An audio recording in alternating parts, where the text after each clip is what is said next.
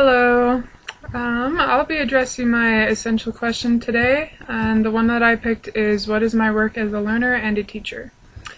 And I came up with 3 questions. First one, how can I encourage myself and my students to take initiative rather than feel indifferent?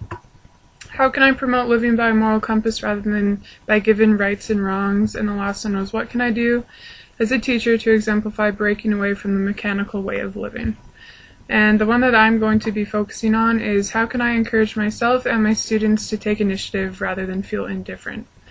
And based on the reading about Maxine Green, the first point that I came up with was that we need to learn to be anxious about fulfilling our potential and living aware of everything that's going on around us, but also to be able to respond to this anxiety appropriately. So I know for myself that if I'm not being productive during the day, or there's a few hours where I wanted to get something done and it just didn't happen, I do feel this anxiety, and I need to be doing something productive with myself, and if I don't, it definitely takes its effect. So just being anxious but not doing anything about it is not healthy. It's not what they're trying to say. Is we need to be aware of what we're doing with ourselves and our time, and if we do feel anxious, we need to do something to get rid of it. So do something productive and be willing to take initiative.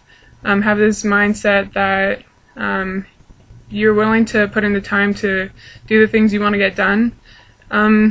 You can't just tell yourself you're going to do something. You have to actually have the willingness to do it and actually take the first step to getting it done.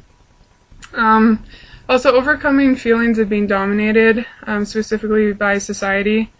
We can't let ourselves be programmed by what everyone else is doing, what they expect of us. We need to set our own expectations for ourselves, not get kind of run down by the routine of things that we've kind of fallen into. Learn to step away from the routine.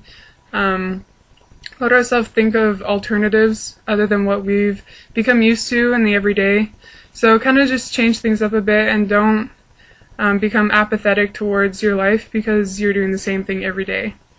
Also to see every day as not as a given, but as a new opportunity. You can't live your life in a way thinking that nothing is going to change and things will be the same as they've always been. Things are always prone to change despite what we think or want. And that goes along with another point made in the Green article about life being subjective, not objective. So subjective means very prone to feeling, interpretations, experiences. Objective is a perspective that's very separated from individual or personal feelings, and it takes a totally non-emotional stance about life. So we need to be subjective about our lives and accept that things will be different every day, and that we can't just expect the same thing to be happening, and we need to be ready for those changes. Also, we need to think critically about what is taken for granted. That goes along with being subjective and not objective about our lives.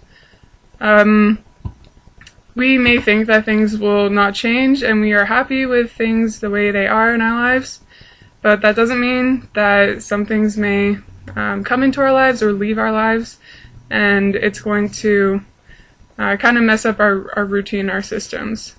So we need to always be aware of what we have, be appreciative of the things that we have, and also be in a mindset that allows us to adapt to things when they don't go quite the way we want, and learn to just appreciate things as they come. That's all I have for you now. Hope you enjoyed it.